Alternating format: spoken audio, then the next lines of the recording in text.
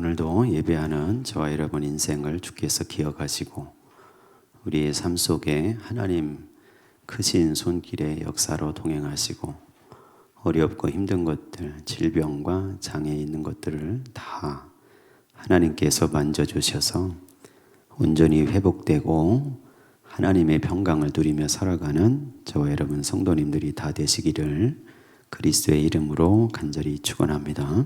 옛날에 이런 일이 있었다는 거예요.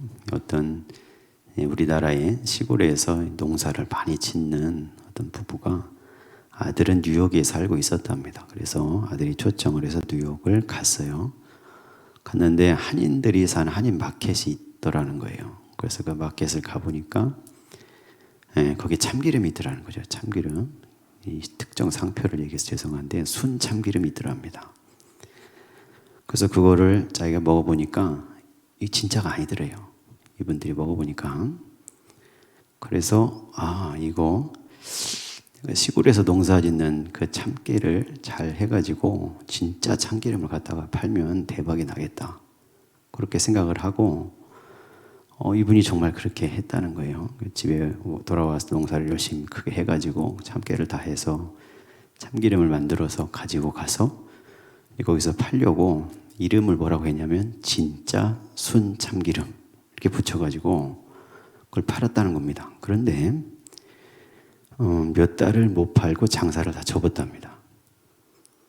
왜 그랬냐면 이미 거기 살고 있는 사람들의 입맛이 그 가짜 순 참기름에 적응이 돼 있어요.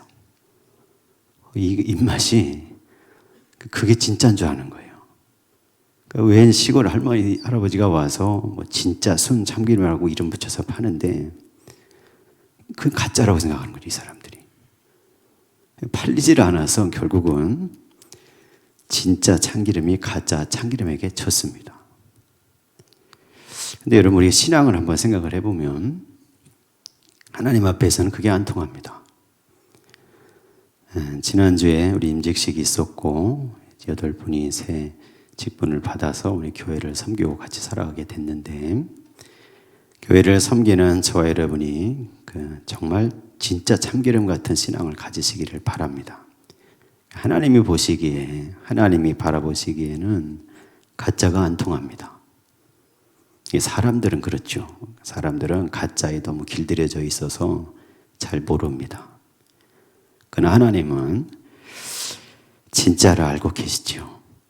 어떤 신앙이 참된 신앙인가, 어떻게 예배하는 것이 참된 예배인가, 어떻게 봉사하는 것이 참된 봉사인가, 어떻게 헌금을 드리는 것이 참된 헌금인가. 여러분, 그 사실을 기억하시고 하나님 앞에서 우리는, 저와 여러분은 진짜 참기름 같은, 진짜 순 참기름 같이 하나님이 보시기에 합당한 성도로 우리의 신앙을 살아가야 될 줄로 믿습니다. 아멘이 안 되시나요? 옆에 계신 분들하고 좀 얘기하세요. 인사하세요. 인사하시면서 진짜 순 참기름 같은 신앙 가집시다. 시작. 진짜 순 참기름 같은 신앙을 가집시다. 웃으면서 얘기하지만 이게 중요한 얘기예요. 마지막 날에 주께서 다시 오시는 날을 생각해 보십시오.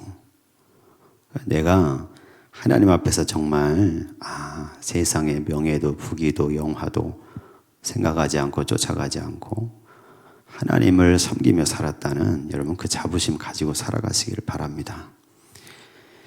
오늘 말씀은 이제 드보라의 노래 이렇게 돼 있는데 사사기서 4장 5장을 사실은 다 읽어봐야 됩니다.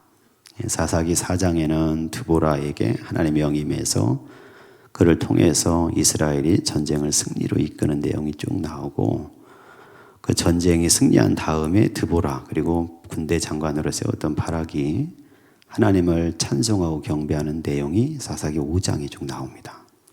근데 오늘은 그 마지막에 있는 부분을 저희가 읽었는데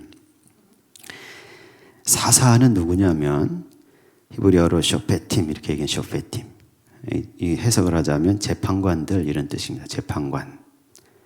어떤 문제에 대해서 재판을 해주는 사람을 이제 쇼페팀 이렇게 부르는데 그걸 우리 해석하기를 사사라고 그렇게 해석을 했어요. 그런데 사사기를 쭉 읽어보면 재판을 내리기보다는 사사들이 했던 주요한 임무는 뭐냐면 이스라엘을 괴롭히는 이민족들 때문에 괴로움과 고통과 그 괴로움 속에서 하나님께 부르짖어 기도할 때 그때 하나님께서 들으시고 하나님의 영을 부어주신 사람들입니다. 그래서 한 사람에게 하나님의 영을 부어주셔서 그를 통해서 그 이스라엘 민족이 부족이 당한 괴로움과 그 모든 어려움과 이런 것들을 다 물리치고 다시 평강을 회복하게 하는 일을 한 사람들, 이 사람들이 사사들이지요. 그 사사기 전체 12명의 사사가 나와요. 그런데 오늘 이제 성경에 이 특별히 5장의 찬양을 부르고 있는 사사는 드보라입니다. 드보라는 이스라엘의 네 번째 사사예요. 근데 특징이 있죠. 드보라는 여자입니다. 아내로서 여자였는데 하나님의 성령이 임하니까 그가 선지자로서 활동을 하다가 이제 이스라엘을 침략하는 가나안 북쪽에 있었던 하솔 왕 야빈이라는 사람, 그 사람의 군대 장관이었던 시스라라는 사람, 그리고 그 휘하에 있었던 900대의 병거들, 그리고 많은 병사들, 그들을 이끌고 이스라엘을 침략해서 무려 20년 동안이나 이스라엘을 노략질하고 괴롭게 하고 이스라엘을 약탈합니다. 20년 동안 했으니까 얼마나 많은 사람들이 괴로워했겠어요. 특별히 스불론과 납달리 지역에 그들이 살고 있는 지역을 막 들어와서 그 900대의 병거로 막 휩쓸고 다니는 겁니다. 사람들이 다 빼앗기고 때로는 죽임도 당하고 때로는 자기 자식들, 자기 아내들이 노예로 끌려가고 그런 고난을 고통을 당할 때 그때 라피돗의 아내였던 이 드보라에게 하나님의 영이 임했어요. 그래서 이 드보라를 통해서 하나님이 어떻게 이들을 물리칠지를 알려주신 겁니다.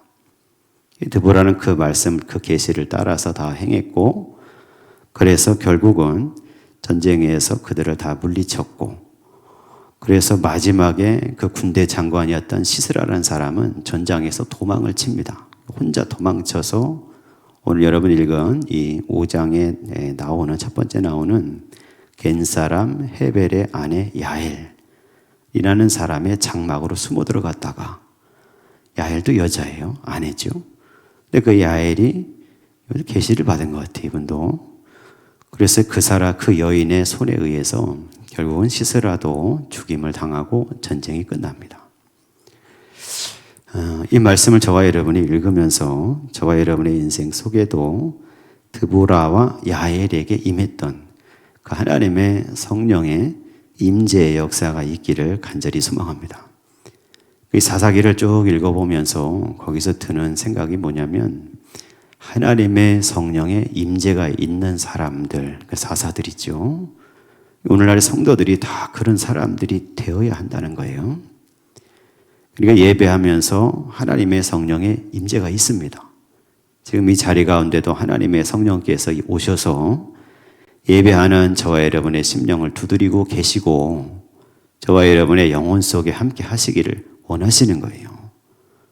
그것을 인정하고 받아들이고 수용하는 자, 기도하면서 찬송하면서 그 성령의 임재 속에 들어가는 사람에게 하나님께서 지혜와 능력을 더해 주실 줄로 믿습니다.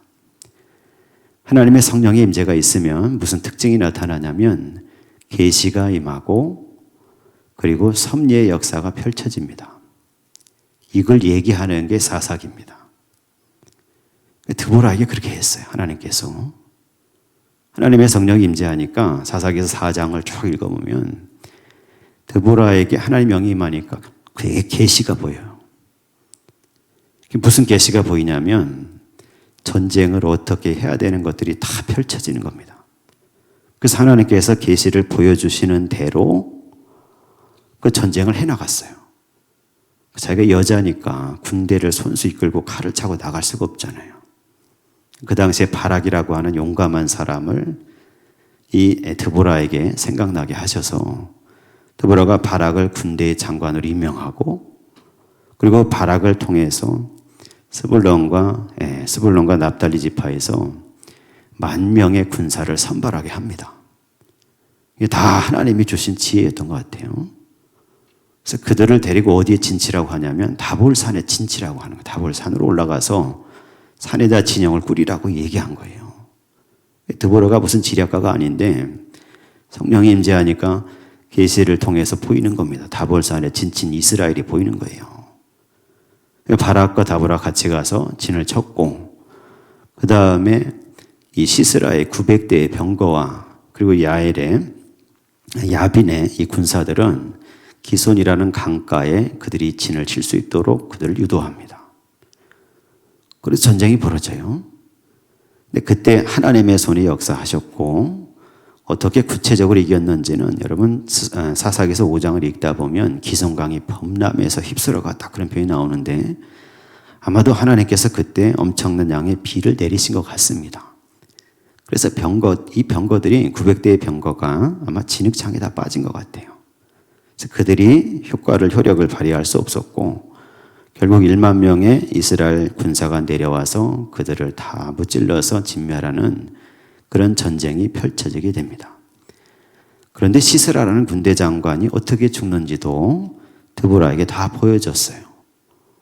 바락이라는 군대 장관의 이스라엘 군대 장관의 손에 죽어야 마땅한데 근데 시스라는 거기서 도망을 쳤고 오늘 말씀에 등장하는 야엘의 장막으로 도망을 쳤다가 거기서 그 여인의 손에 죽임을 당하는 것을 드보라에게 계시로 다 하나님께서 알려주셨습니다.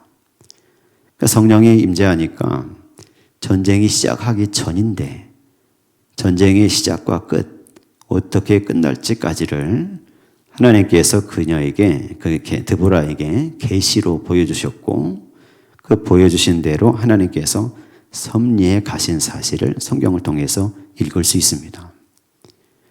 저와 여러분이 주의 성령의 임재를 받는 성도가 되시기를 간절히 소망합니다. 성령의 임재가 있으면 하나님의 계시가 임하는데 그 계시의 역사는 사사기에 있었던 드보라나 야엘이나 이들에게 막 보여지고 막 들려지고 그런 방식으로도 임하겠으나 그러나 오늘날 저와 여러분에게는 주어진 성경의 말씀을 통해서 임한다는 사실을 깨닫게 되시기를 간절히 소망합니다. 여러분 요셉도 하나님의 꿈으로 계시를 받았고 그의 인생이 계시를 이루시는 하나님의 섭리 가운데서 풀려져 갔던 것을 우리가 알 수 있어요. 근데 오늘날은 저와 여러분에게 하나님께서 성령의 임재가 있을 때 이미 우리에게 주신 성경의 말씀을 통해서 계시하셨다는 사실, 그 계시가 깨달아지는 역사가 임하게 될 줄로 믿습니다. 예배하면서 하나님의 성령 임재를 받아야 하고 성령의 다스림 가운데 들어가는 성도가 되어야 할 줄로 믿습니다. 그게 왜 중요하냐면 나에게 주어진 이 성경 말씀을 깨닫게 되기 때문에 그런 거예요. 하나님의 계시가 이미 성경을 통해 주어졌습니다. 예수 그리스도를 통해서 주어졌죠. 예수님께서 계시가 되셨고 하나님의 말씀을 우리에게 계시로 주어졌는데 저와 여러분이 성령의 임재와 다스림 가운데 있을 때 그 계시의 말씀이 깨달아져서 그 말씀을 통해서 내 인생이 걸어갈 방향이 보이고 내 삶의 문제를 넘어갈 수 있는 지혜가 생긴다는 겁니다. 이게 계시입니다. 그 계시를 붙들고 기도하며 살아가는 자의 인생을 하나님께서 섭리하여 주셔서 그 말씀을 따라 역사하시고 풀어주시는 역사도 임하게 될 줄로 믿습니다. 특별히 사사기를 읽을 때, 특별히 오늘 이 드보라의 이야기, 드보라의 찬송 우리가 들으면서 저와 여러분에게 바로 그 은혜가 임하시기를 간절히 소망합니다. 성령의 임재와 다스림 속에서 주신 말씀을 읽을 때 그 말씀을 통해서 계시하시는 하나님의 음성을 들으시고 하나님이 보여주시는 비전을 보시고 그 말씀을 통해서 나에게 닥친 어려움과 문제도 인생의 일들도 풀어가시는 섭리 속에 들어가는 그런 성도요 복받은 인생을 사시기를 간절히 소망합니다. 또 하나 오늘 말씀을 통해서 우리가 봐야 되는 게 있는데 여러분 28절에서 30절에 있는 말씀을 같이 한번 읽어보겠습니다. 사사기서 5장 28절에서 30절의 말씀입니다. 시스라의 어머니가 창문을 통하여 바라보며 창살을 통하여 부르짖기를 그의 병거가 어찌하여 더디오는가 그의 병거들의 걸음이 어찌하여 늦어지는가 하며 그의 지혜로운 시녀들이 대답하였겠고 그도 스스로 대답하기를 그들이 어찌 노량물을 얻지 못하였으랴 그것을 나누지 못하였으랴 사람마다 한두 처녀를 얻었으리로다. 시스라는 채색 옷을 노력하였으리니 그것은 수놓은 채색 옷이리로다. 곧 양쪽에 수놓은 채색 옷이리니 노력한 자의 목에 꾸미리로다 하였으리라. 아멘. 지금 드보라가 시스라의 어머니가 지금 시스라는 죽었죠.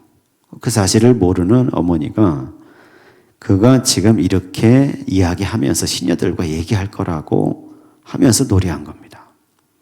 오늘 말씀 보면 시스라의 어머니와 그의 시녀들은 뭐라고 생각했냐면 전쟁에 이겼으면 빨리 돌아와야 되는데 왜 안 돌아오는가 하고 물을 때 그들은 어떻게 생각했냐면 너무나 큰 승리여서 너무나 많은 것을 노략질하고 전리품으로 얻어서 돌아오느라고 그 길이 늦는다 이렇게 생각했다는 거예요.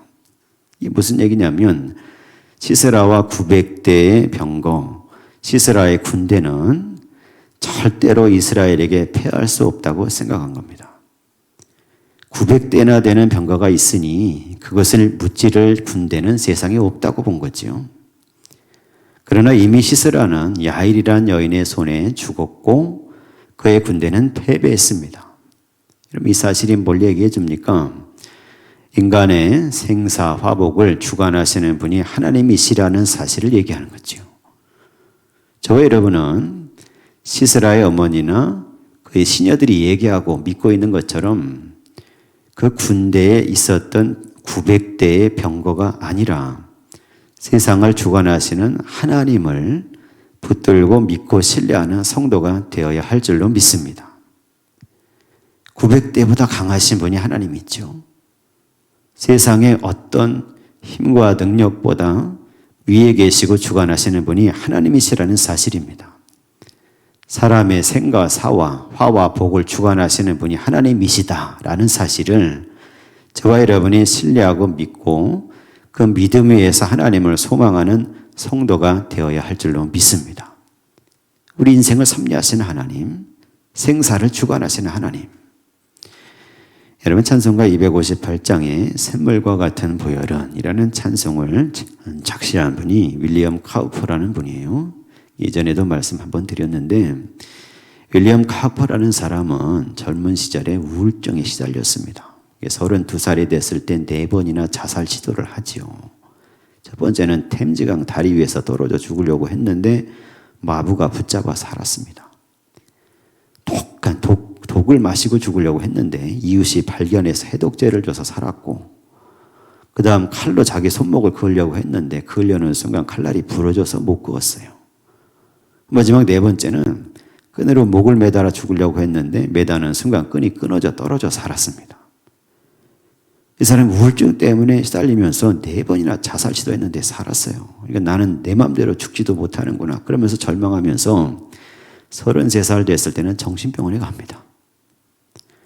정신병원에 있으면서 이 사람 성경을 읽은 거예요. 그러다가 로마서에 있는 말씀을 읽고 나와 같은 사람도 이렇게 우울증에 시달리면서 나의 허약함 속에서 내가 구원받을 수 있을까 생각하면서 죄의 공포 속에 살아가는 나 같은 사람도 예수 그리스도의 보혈로 씻어주셔서 살게 하셨다는 바울의 고백을 듣고 읽고 거기서 하나님 향한 소망을 가지게 됩니다.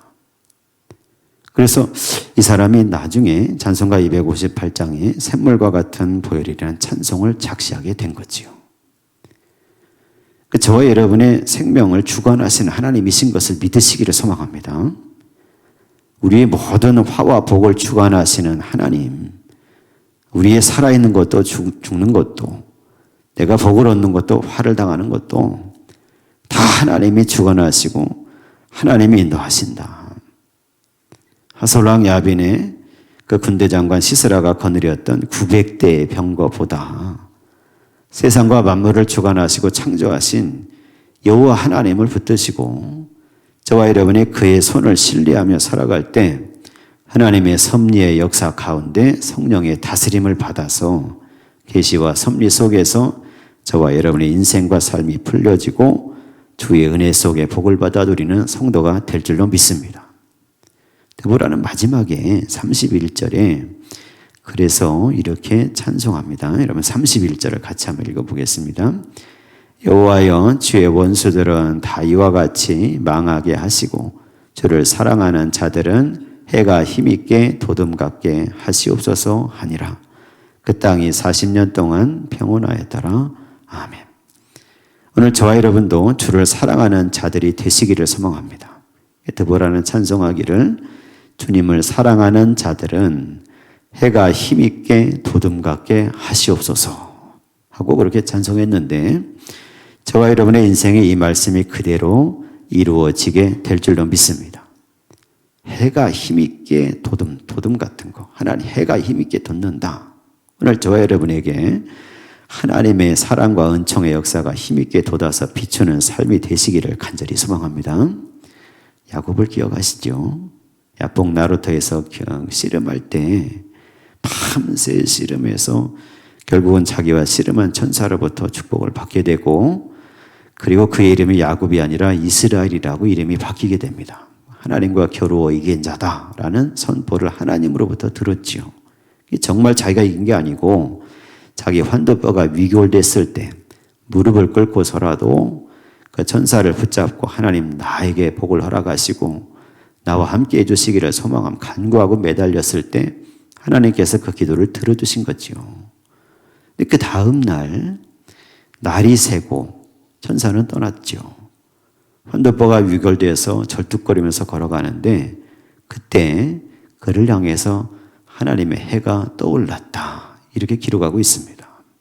그래서 야곱이 그곳을 뭐라고 했냐면 브니엘이라고 했다는 거예요. 브니엘. 하나님의 얼굴 이렇게 했다는 거예요. 야곱의 인생에 이스라엘의 인생 속에 이제부터는 하나님의 해가 떠올라서 비추어 주시는 은혜의 역사가 임하게 됐다는 사실입니다. 오늘 저와 여러분의 인생에도 그 은혜가 동일하게 임하게 되시기를 간절히 소망합니다.